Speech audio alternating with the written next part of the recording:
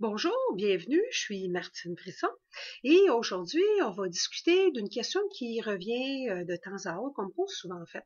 C'est la différence entre la relaxation, la méditation et l'hypnose.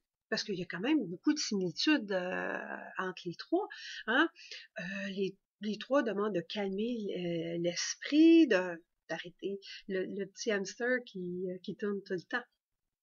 On va commencer par la relaxation, parce que elle est présente et en méditation et en hypnose aussi.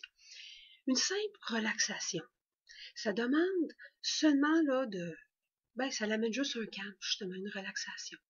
Hein, souvent, les gens qui écoutent des CD de relaxation, ça demande de, de relaxer certains muscles, un muscle après l'autre, ou d'imaginer qu'on est dans un endroit agréable, un endroit plaisant, un endroit qui est sécuritaire pour justement amener ce calme.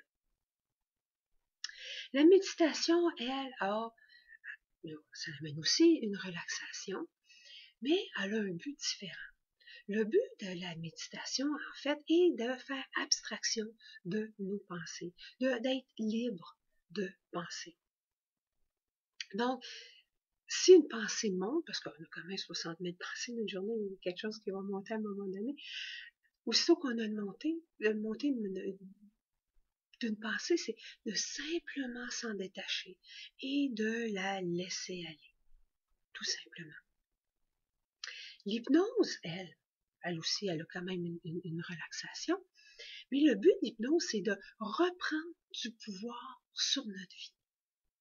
C'est pour changer une habitude qui nous sert plus.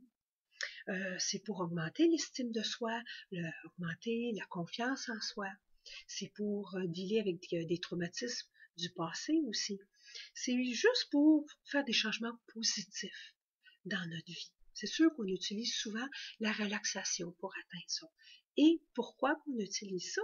C'est qu'avec la relaxation, justement, on relaxe la partie consciente afin qu'on puisse avoir accès au subconscient. Parce que le subconscient, c'est notre high drive. C'est là où toutes nos croyances sont. C'est là où toutes nos habitudes sont. Alors, en ayant accès au subconscient, on peut aller chercher les programmes, justement, qui sont néfastes maintenant. Hein, parce qu'on sait, comme quelqu'un qui a peur des araignées. Mais il sait qu'une araignée, c'est tout petit, là, c'est pas dangereux. Moi, je vis à Gatineau. Hein, il n'y a pas d'araignée dangereuse ici, là. C'est pas comme si je resterais en Australie. Donc, même si la partie consciente sait que c'est pas dangereux une araignée, il y a des gens encore qui viennent me voir parce qu'ils ont peur des araignées. Alors, c'est d'aller voir directement dans le subconscient, aller voir la programmation et changer cette programmation-là. Ceci étant dit, l'hypnose, c'est pas du contrôle mental. Hein? Je peux pas rien faire qui compte les valeurs des gens. Hein? On a tout le monde un facteur de protection. Les trois ont leur avantage. Si vous voulez juste vous détendre à la fin d'une journée, une petite relaxation va vous aider.